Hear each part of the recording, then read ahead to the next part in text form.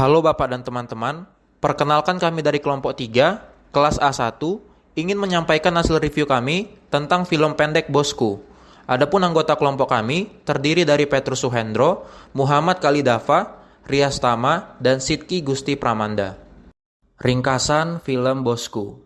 Film ini menceritakan para pegawai di salah satu kantor DJP, yaitu Fortina, Dodi, Baihaki, dan Esi, yang membagikan pengalaman dikritik oleh Bu Puan sebagai kepala kantor. Ketika pegawai lain membagikan pengalamannya, Esi tersadar bahwa apa yang dilakukan Bu Puan adalah hal yang baik. Pemikiran itu muncul karena Esi pernah diajak Bu Puan melihat CCTV untuk memantau kegiatan pegawai di kantor. Dan benar saja, Fortina, Dodi, dan Baihaki terpantau melakukan kesalahan. Ketika melihat para pegawainya melakukan kesalahan, Bu Puan mengungkapkan ke Esi bahwa niat yang tidak benar akan menghasilkan kinerja yang tidak benar pula. Setelah Esi menceritakan pengalamannya, akhirnya pegawai yang lain tersadar. Bos gue, Kamu tuh ya, waktu saya tuh nggak ngurusin kamu aja. Masih banyak kerjaan saya nih numpuk gara-gara kamu. Kamu tuh istirahat balik jam berapa? Kebiasaan kamu nih ya. Kamu dengerin. Heran saya, kamu tuh udah jadi pegawai di sini berapa lama sih? Masa nulis nama saya aja salah? Yang kamu buat tuh salah, harusnya gini. Sih, kamu terlambat 2 menit ya? Pusing aku tuh, ibunya perfeksionis banget. Tapi waktu itu, Tolong bantuin saya cek CCTV. baik Bu. Oh, bagus juga udah pakai seragam. Kok balik lagi? Tapi kamu catat ya. Asal kamu tahu ya sih, semua itu tergantung permulaannya. Kalau niatnya aja udah nggak benar, pasti kinerjanya nggak benar. Coba kamu cek deh, pasti ada aja salahnya ntar. Bener kan? Masing-masing kalian tuh ada aja salahnya. Karena kata ibu, semua tuh berawal dari niat. Kalau kita perhatiin ya, kantor kita tuh lebih produktif semuanya Bu Puan masuk. Dan yang gak gue temuin di orang lain, ibu itu gak pernah lupa buat bilang tolong, maaf, dan terima kasih. Itu cara saya buat kalian jadi tim yang solid. membangun tim yang solid diperlukan kerjasama yang baik. Saling mengingatkan adalah salah satu kuncinya. Penerapan nilai berakhlak. Banyak nilai-nilai dasar ASN yang tersirat dalam film pendek ini. Film pendek Bosku mengandung semua nilai berakhlak, yaitu berorientasi pelayanan, akuntabel, kompeten, harmonis, loyal, adaptif, dan kolaboratif. Pertama, berorientasi pelayanan.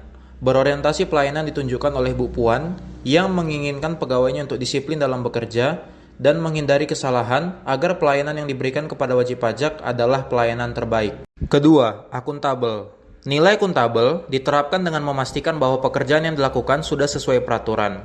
Dalam kasus ini, Ibu Puan menolak menandatangani surat karena masih terdapat kesalahan. Ketiga, kompeten. Nilai kompeten dapat diterapkan salah satunya dengan membantu orang lain untuk belajar. Ibu Puan, walaupun tegas dalam bekerja, beliau tetap membimbing bawahannya agar dapat meningkatkan kualitas pekerjaan mereka masing-masing. Keempat, harmonis. Fortina berpikir bahwa sesama pegawai kantor harus saling mengingatkan untuk membangun kerjasama dan hubungan yang baik. Kelima, loyal. Nilai loyal yang dapat dijadikan contoh adalah perilaku Esi yang setia membela Ibu Puan dan menyampaikan kebaikan-kebaikannya saat sedang dibicarakan. Keenam, adaptif.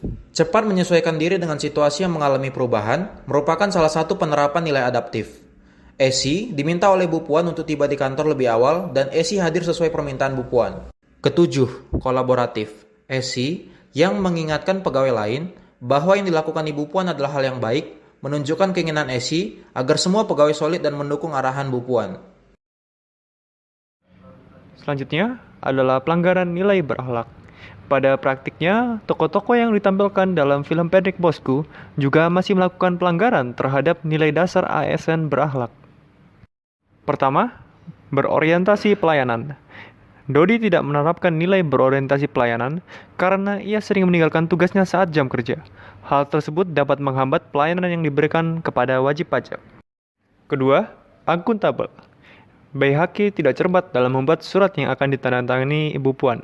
Terdapat kesalahan penulisan nama yang menyalahi aturan naskah dinas di kantor. Ketiga, kompeten.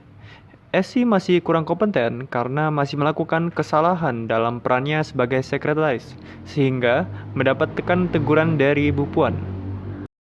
Keempat, harmonis.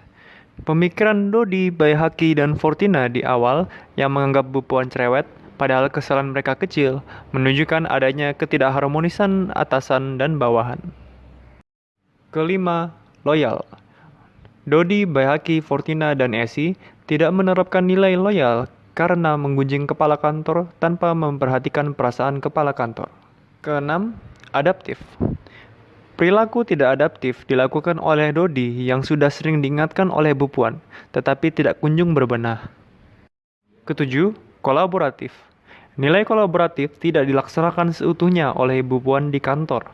Cara memimpin beliau tidak dapat diterima dengan baik oleh bawahannya, karena penyampaiannya yang kurang memperhatikan perasaan pegawai. Berdasarkan video sebelumnya, terdapat dampak dari tidak diterapkannya nilai dasar ASN. Kesalahan-kesalahan yang dilakukan oleh Fortina, Dodi, Bayhaki, dan Esi merupakan bentuk perilaku tidak menerapkan nilai berakhlak. Bila kesalahan tersebut terus berulang, kinerja kantor akan menjadi tidak efektif dan menyebabkan kualitas pelayanan terhadap wajib pajak memburuk.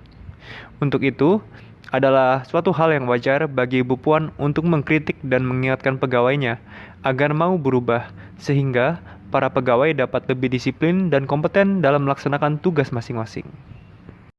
Sebagai seorang pemimpin, Bu Puan dalam menyampaikan kritik dan masukan sebaiknya lebih lembut agar tidak menyisakan rasa kesal di hati para pegawainya. Hal ini berkaitan dengan nilai harmonis antara atasan dengan bawahannya. Di sisi lain, para pegawai yaitu Esi, Dodi, Bayhaki, dan Fortina harus sadar kesalahan sekecil mungkin yang mereka perbuat akan mengakibatkan penurunan kualitas pelayanan kantor terhadap masyarakat. Untuk itu, sebaiknya para pegawai berbenah dengan meningkatkan kompetensi, ketelitian, dan kedisiplinan dalam bekerja. Perubahan sikap dari para pegawai sangat dibutuhkan agar kantor pajak dapat memberikan pelayanan terbaik bagi masyarakat. Demikian review dari kelompok kami. Terima kasih telah menonton.